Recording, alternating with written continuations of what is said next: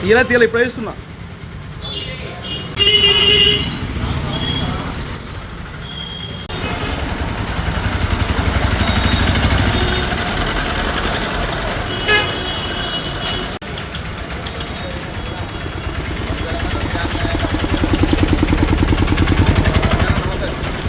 ముందు కట్టు బండి ముందు.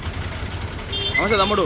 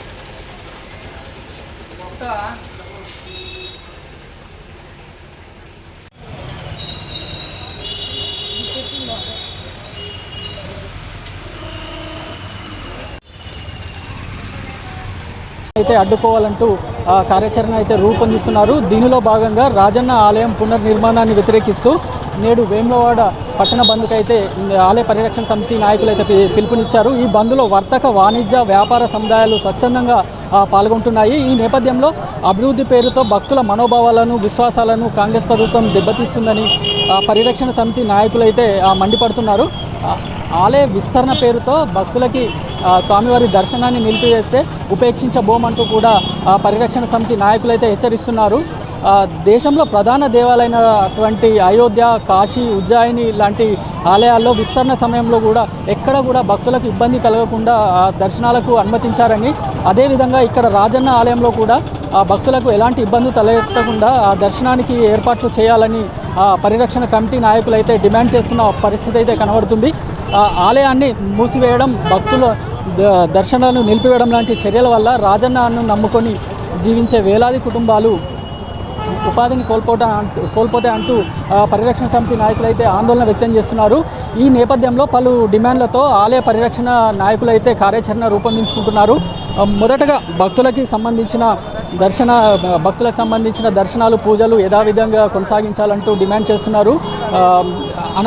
అనంతరం ఇది ఆలయ అభివృద్ధికి సంబంధించిన డిపిఆర్ ప్రాజెక్టుని సవివరంగా ప్రజలకు తెలియజేయాలంటూ, మూడవది దేవాలయ అభివృద్ధిని ఎన్ని సంవత్సరాలు పూర్తి చేస్తారు, నిధులు ఎలా సమకూరుస్తారు అంటూ కూడా ప్రజలకు వివరించాలని డిమాండ్ చేస్తున్నారు. పట్టణ పుర ప్రముఖులు మరియు కార్మిక సంఘాలు, రాజకీయ పార్టీలు, కుల సంఘాలు ప్రతినిధులతో సమావేశం నిర్వహించి అభివృద్ధిలో వారి సలహాలు, సూచనలు ఖచ్చితంగా తీసుకోవాలని, ఆలయ అభివృద్ధికి సంబంధించి ఫిక్స్డ్ డిపాజిట్లను కానీ ఆదాయ వనరులను కానీ ఉపయోగించకుండా ప్రభుత్వమే నేరుగా నిధులను విడుదల చేస్తూ రాజన్న దేవాలయాన్ని అభివృద్ధి చేయాలంటూ కూడా డిమాండ్ చేస్తున్నారు. అభివృద్ధిలో భాగంగా కూడా రాజన్న దేవాలయానికి అనుబంధమైన బద్దిపోచమ్మ దేవాలయం అభివృద్ధి పనులు ఎందుకు నత్తనడకన సాగుతున్నాయంటూ కూడా ఈ ఆలయ పరిరక్షణ సమితి కమిటీలు తెలియజేస్తున్నారు. మరోవైపు అధికార పక్షం కూడా ప్రతిపక్షాల ఆందోళనను ధీటుగా సమాధానం ఇస్తుంది. బీజేపీ, బీఆర్ఎస్ వైఫల్యాలను కూడా ఏకంగా కరపత్రాలు ముద్రించి ఎండగట్టే ప్రయత్నం చేస్తున్నారు. ఏ ఒక్కరోజు కూడా అభివృద్ధి కోసం ఆందోళనలు చేయని పార్టీలు నేడు అభివృద్ధిని అడ్డుకోవడానికి మాత్రం ఆందోళనలు, ధర్నాలు చేపట్టడం విడ్డూరం అంటూ కాంగ్రెస్ పార్టీ అయితే విమర్శిస్తుంది. ప్రస్తుతం ప్రతి సవాళ్ళతో మాత్రం స్థానిక సోషల్ మీడియాని అయితే అట్టుడుకుతుంది. ప్రస్తుతం ఇక్కడ కొంతమంది బీఆర్ఎస్ నాయకులు ఉన్నారు, వారిని అడుగుదాం ఈ ఆలయ అభివృద్ధి వివాదం గురించి.